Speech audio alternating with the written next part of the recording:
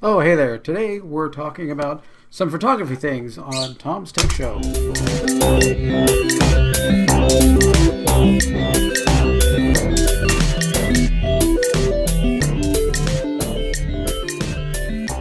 Hi there, this is Tom from Tom's Tech Show. Today I'm going to go over some photography things. I take pictures all the time. 6 or 7 years ago, I think I bought this Canon T4i. It's part of the Rebel series that they have.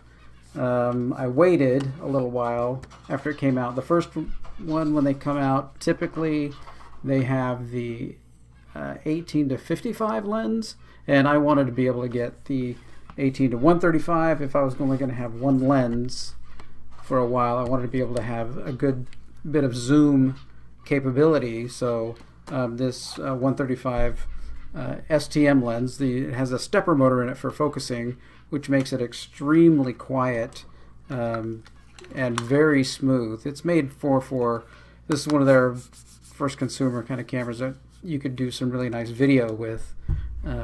They've since gotten better and better over the years, of course.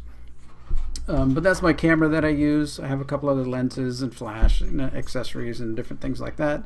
But that's usually the basic configuration I use it in, is with my 135, 18 to 135 lens. Okay, so let's go over some pictures here. The first one I have up here is a flower. I think this is probably, my wife and I were on a walk around the neighborhood, and we just happened to come by some of these flowers, and I took this, and just really, if you set this camera to and step back and zoom in and use, the most wide open aperture, which on this camera is 3.5, that you can get some fairly good bokeh, that kind of out of focus area in front and behind the flower, and that really helps to frame it. And you can really see, how all the nice little veins and detail inside the petals of the flower. I do have another flower picture here that I'm going to bring up. This one is, we were at Disneyland, and there were these little flowers that were kind of like little, the little bells that are hanging down. And as I'm taking the pictures, a bee came out of the flower and was sitting there, and I'm like, can I shoot this fast enough? Can I get, take enough pictures, fast enough? This again was with the aperture all the way open to get as much of the blurring behind it. The trees and foliage and everything behind the little flower that was sticking out were pretty far away, so it was able to really blur that out and give a nice smooth kind of green buttery-ish background to it right there. So that one I really like. But I do take a lot of pictures at Disneyland. Here is, let's see, here's another one. This is going into Tomorrowland. Now I have a small GorillaPod kind of tripod that I can grip and grab on things. Disneyland will not really allow you, doesn't really want you to bring in a full stand-up tripod. There's too many people moving in and out of the park all the time, and they just won't allow, they won't allow selfie sticks, of course, because that's very dangerous. So I found a garbage can and put on a couple of neutral density filters. So I'm really reducing the exposure a lot, really trying to get that down, so that I can set the camera to be open lens to be open for like 30 seconds. So what's really going on here, since this is night, it had just rained, and I have the camera there, and one of the employees comes up to me and says, so what kind of pictures are you taking? And I said, well, actually, I'm just erasing people. And he goes, okay, and then walks off, because I don't think that he understood that concept of photography, but that the camera is capturing light. So any piece that is lit up, it's going to capture. Dark people that are walking by, it's not capturing them. And so this, even though this looks like there's no one there, there were actually people walking by every few seconds. There's a person that was walking by in front of me. So since I was exposing it for 30 seconds, they're just going to be off. They're not going to have enough light on them to do any kind of exposure and get them onto the photo. You can see some little parts in the picture, like in the back. You can see in the line for the rocket ride here, you can see a couple of people standing there in line, but they're fairly still. So in a 30-second window, they're going to be staying still and you're going to be able to see them. But other people that are walking in front of me are not going to be seen. But so I just like this. I like the motion of it. I like how it just, kind of captures the little cars were going up and down a little bit, and you can see their paths are very varied. So I just really like how that came out. Okay, another Disney photo is this picture of the castle. This is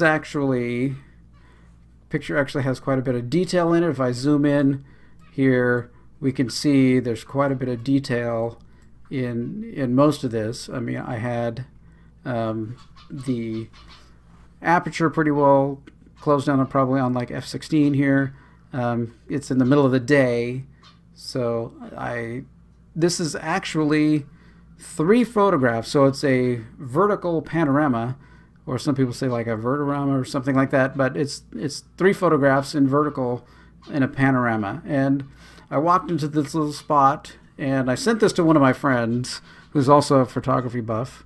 And the first thing that she noticed and said to me was, "Oh, you got the little steps in the front." And I'm like, yes, somebody saw that. These little steps down here in the bottom are like a leading thing into the photographs. Like it's leading you right into the picture and being framed by the trees on each side. And the water was extremely still, so I was able to get that just wonderful reflection of the building. I think this was a Christmas time photograph, so it's really they have some of the this is the Christmas time and 60th Diamond 60th celebration, so that was going on. So that photograph, I just really enjoy that. I mean, I love Disneyland and going to the parks and everything, so that was another one that I really, really enjoyed. So here I have this is a photograph. It's kind of a portraiture that I did of my macaw. He recently passed away, so I wanted to make sure and preserve as many of these, pictures and stuff in a library. But it was just, I used again, my lens with the aperture all the way open, so I can blur the background really well. It really shows his eye, his pupil, the details in his feathers, the different variations in his feathers.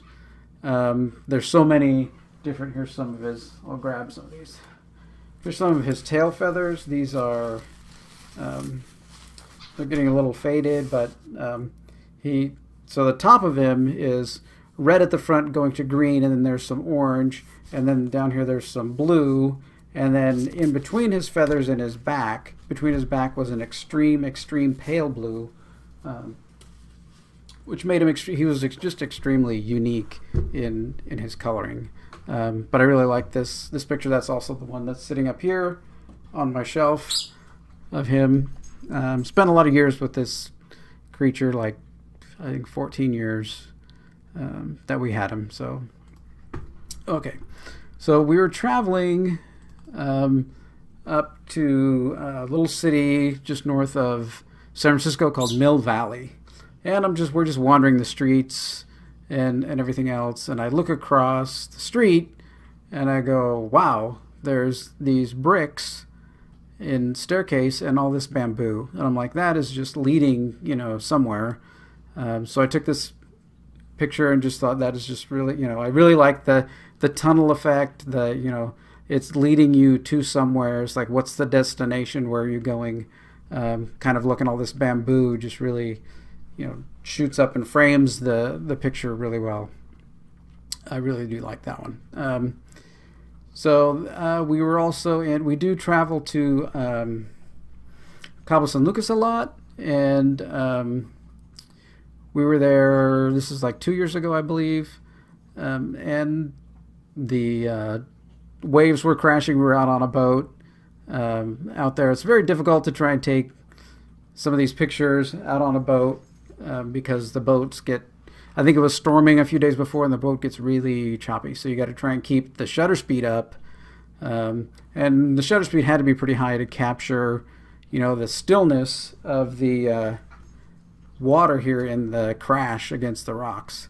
But I really liked this because it has, a lot of the rock on the one side, and then all the way out on the very end here, if you can see right there, and the very tip of it, there's a seagull sitting right there on the edge.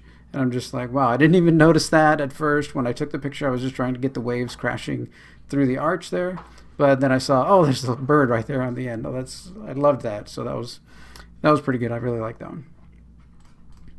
Okay, so we were traveling up. So we're in Mexico. We're in Cabo San Lucas, and we go up. There's a turtle rescue area, and we head up there, and we had just taken, my wife has a bucket of like 25, 30 turtles, and where you walk over to the ocean and you kind of scoot them out and pour them out onto the ocean, little baby turtles, just oh so big. And they all scurry, towards the ocean. You can't put them in the ocean because then they don't know how to get back. So if you put them directly into the water, then they tend to not know how to come and get back out of the water and where to go. I guess this, when they leave, is imprinted on them. The beach and everything about it is imprinted on them when they go down to the beach and get in the water. So when they return to spawn, or I guess lay eggs, I don't know what you would call it, to lay their eggs, they need to be able to remember that imprint and bring that back so that they can know where to go and where to go up onto the beaches and lay their eggs. So you have to kind of put them on the edge, like 50 feet or so away from the water, and set them on the sand and let them run down. And this was what we were looking at. So all the little baby turtles are going out there, and the sun is going down behind these clouds, and the waves are a good 8 to maybe 10 feet high. And so we're just watching all this coming in, and as the sun's going down, and just, if I had to do it again, I would have gotten more of the beach, I think, to have a little bit more 3-level thing, because the one thing I don't like is that this line here for the horizon is dead center. I try not to do that, do the thirds, to keeping up the rule of thirds in photography, but still I like it. It just, for me, it just brings back that experience, right, of releasing, the turtles. So we were also we also went up to San Francisco. We had a friend of ours pass away, and we were just out at the ocean and just watching the crashing of the waves against these rocks outside of San Francisco. And I took a couple of pictures. I liked this one quite a bit. Just that huge, gigantic crash of water was just amazing, just the power of that. And some people, I think, have actually used this for their little header banner image in Facebook. Saw that on a few people, that was really a compliment to me, that they thought it was, pretty good to be able to use as that. So, but I really like that, just the power kind of thing of what it's going on.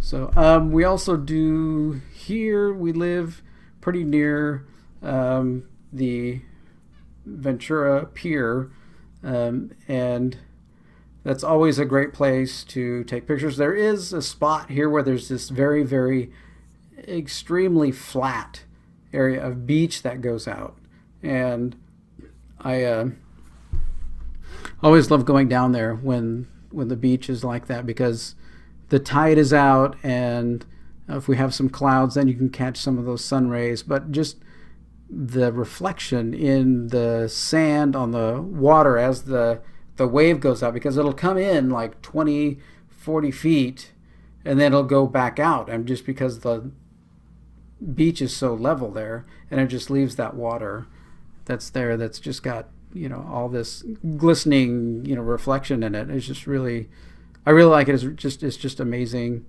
Here's another one of those that's a little closer to the pier. Again, just that huge area there, just to catch that reflection, you know, in the sand there. Okay, one more sunset ones. I do a lot of sunset pictures. The pier is just off to the left of this photograph, so we're just under the pier, and we're at the beach. There were all these birds down there, you know, just sitting in the sand there, looking for creatures to dig up and eat. And the sun was going down. Sometimes here it's kind of hard to catch sunsets directly on the horizon, because the sun is going down behind the Channel Islands. If you can see, kind of in the right at the edge there of the horizon of the ocean, there's some, looks like some islands out there, and those are the Channel Islands. And sometimes it's hard to get a good sunset over those. You don't get the sun going down right at the ocean line. You get it going down over the Channel Islands, and it sometimes is good, sometimes is bad. But I like this one shot because it's got a little bit of foreground interest. I mean, you got the birds that are all just hanging out, and the sky is just crazy clouds that day and stuff. So they were just hanging out there. You know, we could get pretty close to them taking pictures. They're fairly, you know, used to having people stand around them and get near them, because this is, you know, fairly popular beach area down there in Ventura. All right, well, thanks for watching this video. I know it went a little long, but I really do enjoy taking pictures and just realizing, you know, just remembering all the emotions and the things that I was, you know, that were going on, you know, at the time when you take the photo, because that's really what you're trying to capture. You're not just trying to capture what's there. You're trying to capture the feeling, the emotion, the event, you know, that's going on. Not really what you want to have come through. All right, well, I'm Tom. This is Tom's Tech Show. I do all kinds of videos like this, photography. I do also videos on technology stuff like AWS. I'm right now going through kind of a series in AWS and controlling it with PowerShell. I also do videos on TV entertainment things that interest me. A lot of movie things on Marvel and Star Wars and stuff like that. So if you like any of that stuff, then subscribe to my channel and you'll see those videos all the time. If you like this video, go ahead and punch the like button, and I would appreciate it. That helps the channel get up in the ranks. So I would appreciate that. And thanks for watching. Have a good